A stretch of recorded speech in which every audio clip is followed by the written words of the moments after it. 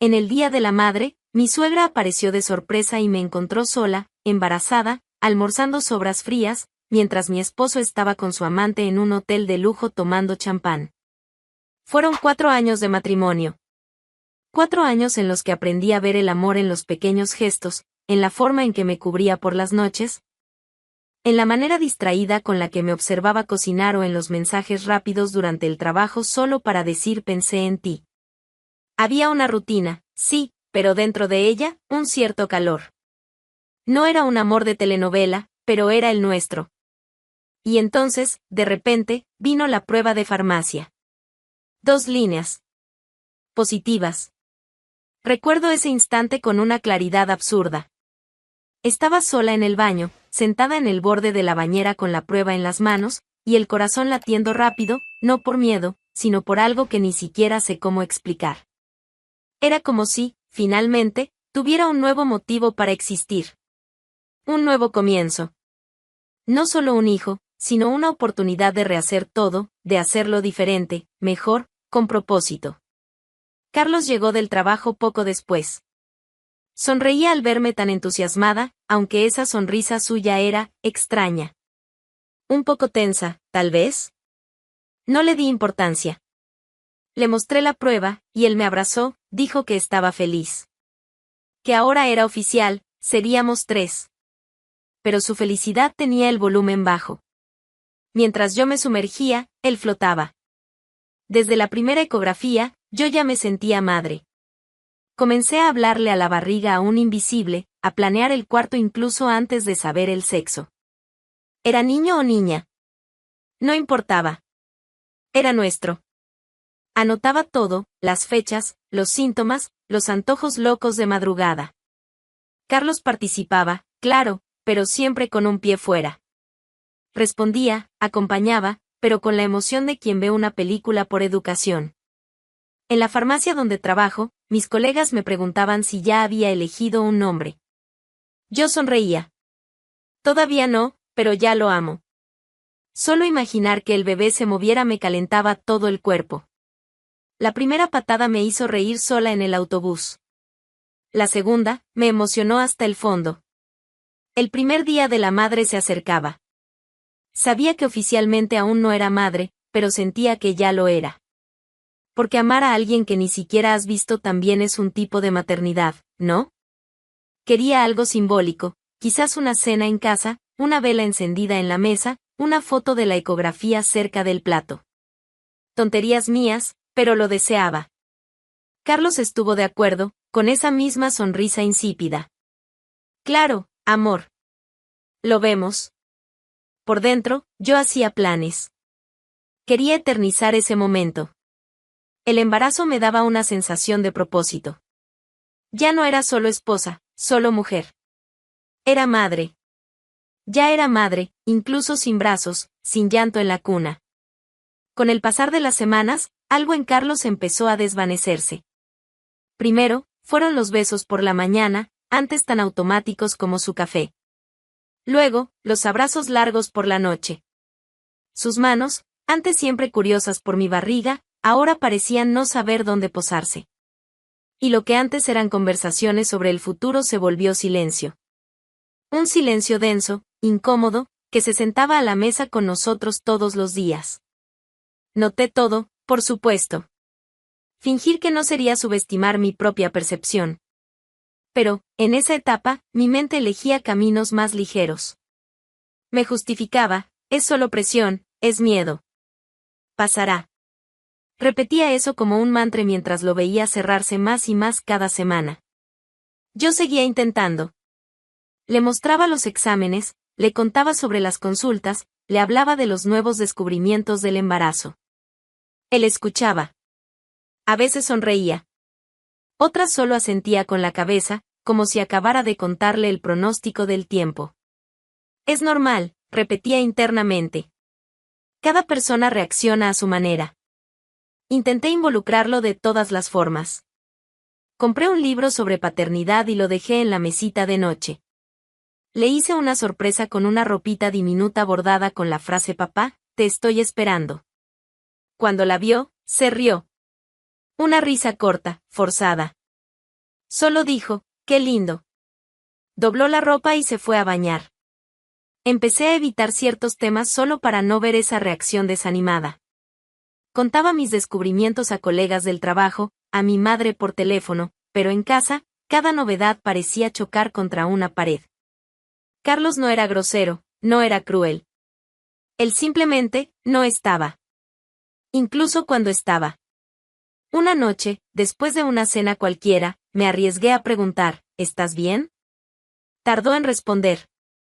Masticó más de la cuenta, tomó un sorbo de vino. Solo cansado, Isa. Trabajo. Cosas en la cabeza. Asentí, sin insistir. No era momento de confrontar, era momento de comprender. Al menos, eso creía.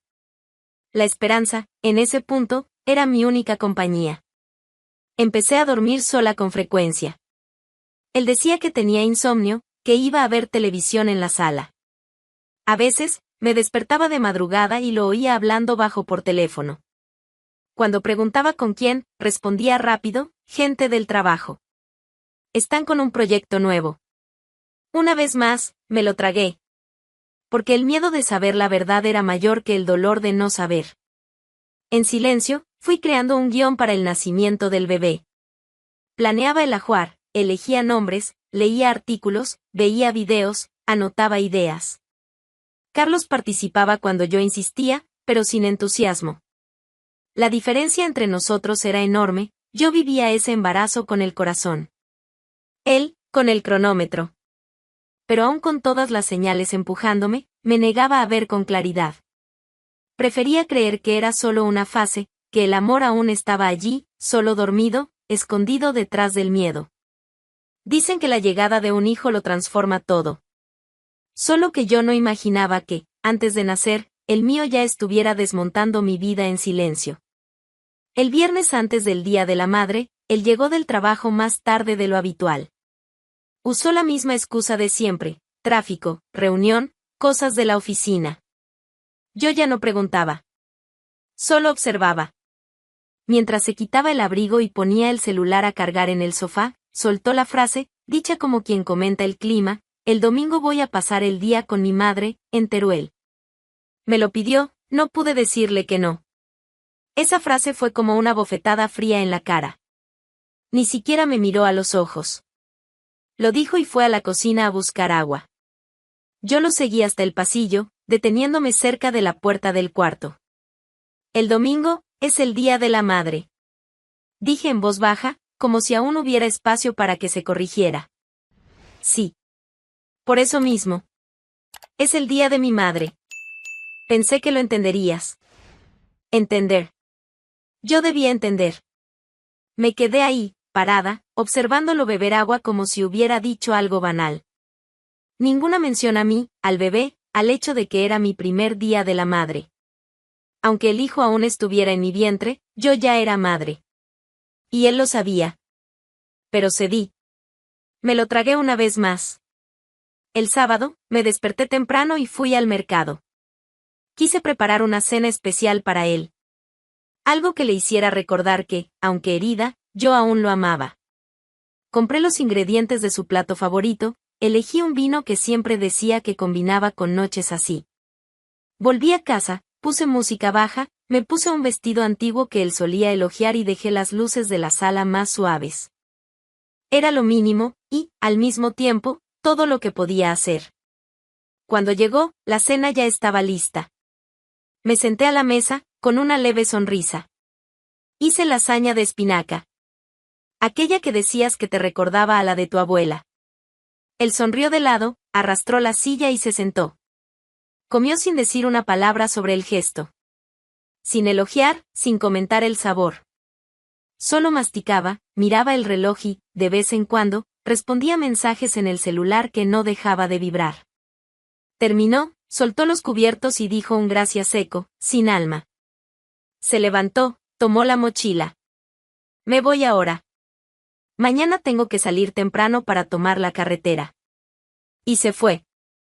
Salió sin un beso, sin tocar mi vientre, sin siquiera mirarme de verdad.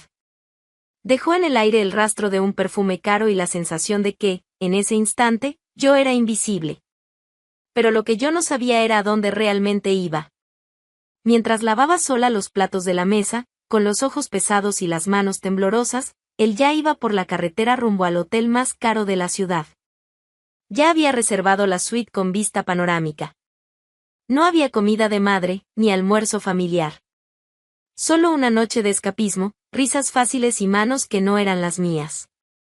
La amante llegó media hora después. Joven, entusiasta, vestida para impresionar. En la habitación, brindaron con copas de champán.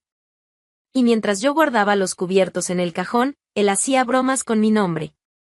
La tonta se quedó allá sola, preparando cenita romántica, dijo, riendo a carcajadas. La risa de ella llegó rápido. Se burlaron. De mis planes, de mi amor, de mi ignorancia. Mientras él se divertía, yo me acostaba sola en la cama. Encendí la televisión, la dejé en silencio. Acaricié mi vientre, hablándole bajito a mi hijo, mamá está aquí, mi amor. Aunque el mundo parezca de espaldas, mamá está aquí. Y en esa habitación silenciosa, sentí que el Día de la Madre ya había comenzado. Solo que de una manera que nunca imaginé, con el vacío ocupando su lugar en la mesa, y yo intentando convencer a mi corazón de seguir latiendo por dos. El domingo llegó. Mi primer Día de la Madre.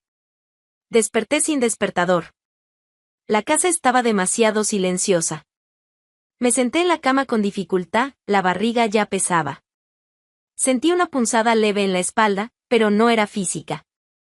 Era otra cosa. Una ausencia que resonaba por los rincones como un recordatorio cruel, él no estaba allí. Y no solo físicamente. Intenté convencerme de que era solo un día. Que él volvería. Que todo podría cambiar después. Pero hasta la esperanza, ese día, parecía cansada de mentirme.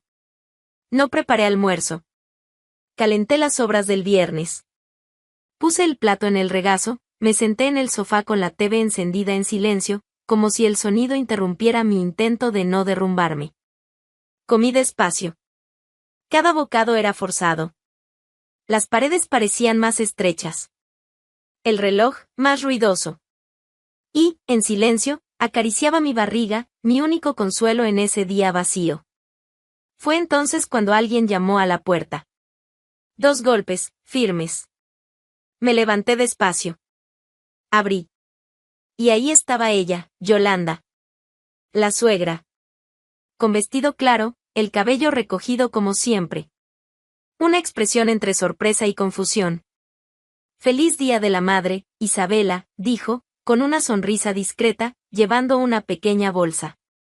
Vine a traer un regalo para el bebé. Y a verte. ¿Está Carlos? Me detuve. Su pregunta me golpeó como un rayo. Él, tragando en seco, ¿no está contigo? Ella frunció el ceño, confundida. Me quedé inmóvil. Estática. Mi cuerpo no supo cómo reaccionar. Mis labios temblaban, pero no salían palabras. Yolanda entró, como si lo intuyera. Se sentó en el sofá, se quitó los zapatos y habló en voz baja. Isabela, ¿qué está pasando? No aguanté más. Le conté todo. Desde la cena. Su frialdad. Su desaparición. Los mensajes extraños. El silencio. Su ausencia hoy, conmigo y con el hijo. Ella escuchó todo callada. Solo miraba, sin parpadear. Cuando terminé, se levantó. Tomó el celular y llamó. Nada. Otra vez. Nada. Hasta que, en el tercer intento, él respondió. Su voz llegó arrastrada, con risas de fondo. ¿Qué pasa, mamá? ¿Dónde estás, Carlos? Él respondió, borracho, estoy con mi novia. En un hotel. Estamos disfrutando el fin de semana. Nos lo merecemos, ¿no crees? Yolanda se quedó unos segundos muda. Luego habló, con una voz firme, cortante, eres un canalla. Abandonaste a tu mujer embarazada en el Día de la Madre para llenarte de alcohol con una amante. Quiero que sepas, no vuelves a pisar mi casa. Y eso no es una amenaza, es una promesa. Ella colgó. Luego se volvió hacia mí y dijo con una serenidad que me desarmó: prepara tus cosas. Hoy mismo. Mañana temprano nos vamos a Teruel. Tengo una casa allá. Pequeña, pero nuestra. Y allí, él no te toca más. No discutí. No pregunté. Solo asentí. Aquella mujer, a quien conocía como una suegra distante y formal, de repente se convirtió en mi escudo. Y esa noche, por primera vez en mucho tiempo, me dormí sin miedo. No porque el mundo estuviera bien, sino porque ya no estaba sola. El lunes por la mañana, partimos en coche rumbo a Teruel. Yolanda conducía con una calma que no combinaba con lo que acabábamos de vivir. La radio sonaba bajito, y yo, en el asiento del pasajero, solo miraba la carretera. La maleta iba en el maletero. Mi ropa. Algunos documentos. Las primeras ropitas del bebé. Y nada más. Todo lo que quedaba de mi antigua vida estaba allí dentro, en silencio. Llegamos a su casa cerca del mediodía. Una casa de 2 plantas sencilla, con ventanas grandes y piso de madera antigua. Había olor a lavanda en el aire. Por primera vez en meses, respiré profundo sin sentirme ahogada. Cuando Carlos volvió del fin de semana, la llave giró en la cerradura como siempre. Pero el sonido que recibió dentro de casa no fue el que esperaba. Ninguna voz desde el pasillo. Ningún sonido de televisión ni de olla en la cocina. Ni siquiera mi perfume en el aire. La casa estaba vacía. Y no solo físicamente. Era un vacío definitivo. Ninguna ropa en el armario. Estanterías limpias. El cajón donde guardaba las cartas del médico, vacío. Caminó por los cuartos, miró alrededor y sonrió. La sensación, para él, era de alivio. Llamó a la amante. Ahora sí. Tengo la casa solo para mí. Paz, por fin. Brindaron por videollamada, como si la desaparición de su esposa embarazada fuera una victoria. Creía que tenía el control. Que podía empezar de cero con la libertad que creía haber conquistado. Pero no duró mucho. El miércoles, el teléfono sonó. Número del abogado de la familia. Buenas tardes, Carlos. Necesito informarte oficialmente que tu madre solicitó, mediante escritura registrada, tu exclusión del testamento. La parte correspondiente a la herencia de tu padre, todo el patrimonio destinado a ti, ha sido retirada. Carlos rió, como quien piensa que es una broma mal contada. Eso no tiene sentido. Ella no puede. Sí puede. Y ya se hizo. El proceso está finalizado. Los bienes ahora tienen un nuevo destino, por decisión de ella. Recibirá los documentos por correo electrónico y por carta certificada. Carlos perdió el tono burlón en el acto. Su voz se volvió dura. Ella no puede simplemente quitarme lo que es mío por capricho. Esto es un absurdo. No me corresponde discutir los motivos. Pero está dentro de la legalidad. Colgó sin despedirse. Enseguida, marcó el número de su madre. Y ella contestó. ¿Qué hiciste? Yolanda respondió sin apuro, con una firmeza que él ya no reconocía. Solo hice justicia. ¿De verdad crees que puedes abandonar a tu esposa embarazada, mentir, humillarla y salir por la puerta principal como si no le debieras nada a nadie? Eso no te incumbe. Sí me incumbe, Carlos. Porque yo te crié. Y si no sabes lo que es la responsabilidad, entonces aprenderás con las consecuencias. La herencia de tu padre no va a ser desperdiciada en hoteles y mentiras. Ya es hora de madurar. Colgó antes de escuchar más. Pero eso ya había sido suficiente. En los días siguientes, la situación se volvió aún más apretada. Llegó una nueva carta, esta vez con el sello del tribunal. La justicia había sido rápida. Con el apoyo de Yolanda, mi abogado hizo todo de forma correcta.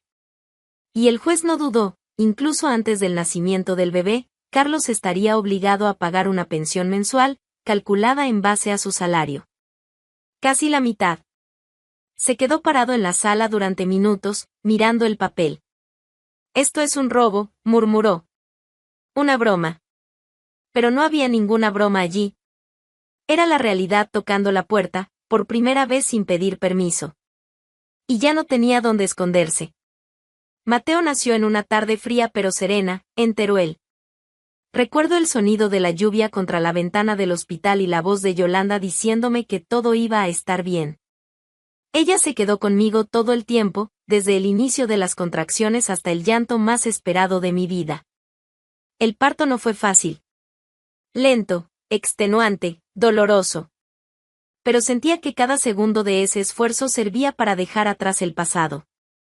Cuando escuché el primer llanto, fue como si el mundo entero se detuviera. Mateo llegó con fuerza, con hambre de vida, y con una mirada que parecía ya reconocerme. Como si dijera, llegué, mamá. Yolanda lloró conmigo. Me tomó de la mano con una fuerza que me hizo entender que la vida está hecha de lazos que uno nunca imagina. El suyo con el nieto fue inmediato. Y el nuestro, de mujer a mujer, de compañeras de batalla, se hizo aún más fuerte. Los días siguientes fueron turbulentos, como cualquier comienzo. Madrugadas cortas, llantos inesperados, ajustes, miedos. Pero había una ligereza que nunca había sentido. Tal vez porque, por primera vez, sabía que no estaba sola. Yolanda se turnaba conmigo en los cuidados. Cambiaba pañales, hacía té, calentaba biberones y aún encontraba fuerzas para hacerme reír, incluso en los momentos más caóticos. Mientras construíamos una nueva rutina basada en el respeto y el afecto, Carlos se hundía en silencio. Las notificaciones de la pensión llegaban puntualmente. El porcentaje fijado por el juez pesaba directamente en el bolsillo, mes tras mes. Y sin la herencia, sin la madre para intervenir y sin el falso brillo de la vida que intentó inventar, empezó a sentir lo que es caer sin tener de dónde sostenerse. La amante, que tanto lo fascinaba, desapareció. Primero fueron mensajes ignorados. Luego, encuentros cancelados. Hasta que simplemente desapareció. Carlos mandó audios, intentó llamarla, repitió las mismas frases que un día usó conmigo. Promesas, arrepentimientos, declaraciones vacías. No me dejes así. Hice todo esto por nosotros. Te elegí a ti. Pero ella nunca respondió. Y fue entonces cuando se acordó de mí. Llamó una tarde cualquiera. Yo estaba en la mesa con Yolanda, almorzando en paz. Mateo dormía en su cochecito, envuelto en una manta azul que mi suegra había cosido a mano. Contesté sin apuro. Su voz llegó baja, casi ensayada. Isabela, quería verte. Quería ver al bebé. Quiero estar presente, formar parte. Podemos intentar empezar de nuevo. Por los tres. Me equivoqué, lo sé. Pero aún hay tiempo. Me quedé en silencio un momento. Yolanda me observaba. Bastó una mirada suya para que yo tuviera claro lo que debía decir. Llevé el teléfono al oído, respiré hondo y respondí con firmeza, Carlos, tú no quieres formar parte de la vida de nuestro hijo. Quieres escapar de la tuya. Cuando tuviste la oportunidad, elegiste huir. Cuando más te necesité, me diste la espalda. ¿Y ahora quieres volver para qué? ¿Para fingir que te importa? Del otro lado, él intentó argumentar. Intenté no reír. Era patético. Pero Yolanda tomó la palabra. Carlos, no perdiste a una mujer. Perdiste a la única persona que todavía creía en ti. Y ahora, perdiste a un hijo que ya nació con más amor del que tú jamás diste. Aprende algo, quien abandona, no elige cuándo volver. Y tú, hijo mío, no vuelves más. Ella colgó sin dudar. Carlos se quedó con lo que quedaba, un departamento pequeño y frío, cuentas vencidas, y el peso de su propia conciencia. Lo que un día fue arrogancia, ahora era arrepentimiento. Pero ya era tarde. Aquí, en Teruel, Mateo crece rodeado de cariño. Yo sigo cada día más fuerte. Y Yolanda, bueno, Yolanda se volvió más que una suegra. Se volvió refugio, espejo y raíz. Carlos, solo me queda esperar que algún día, al menos, entienda que no fue la vida la que lo castigó. Fueron solo sus decisiones. ¿Y yo? Yo sigo adelante. porque lo que él rompió, yo lo reconstruí, pedazo por pedazo, con amor, del lado correcto de la historia. Isabela volvió a empezar. Carlos lo perdió todo. ¿Y tú, qué piensas de este giro? Comenta aquí y activa la campanita, historias como esta llegan todos los días.